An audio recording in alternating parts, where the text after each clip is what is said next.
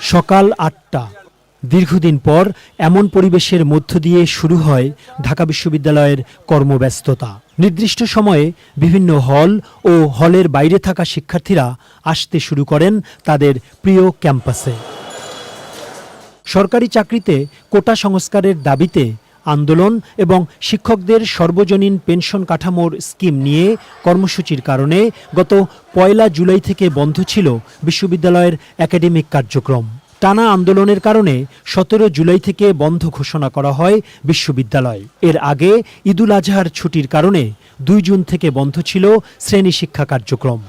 প্রায় ৩.৫ মাস পর ক্যাম্পাসে ফিরে যেন আনন্দের সীমা নেই শিক্ষার্থীদের। প্রিয় মানুষদের পেয়ে গল্প, আড্ডা আর একাডেমিক আলোচনায় হারিয়ে যান তারা। শিক্ষার্থীরা বলছেন, শিক্ষা খাত যাতে কোনোভাবে ক্ষতিগ্রস্ত না হয় সেদিকে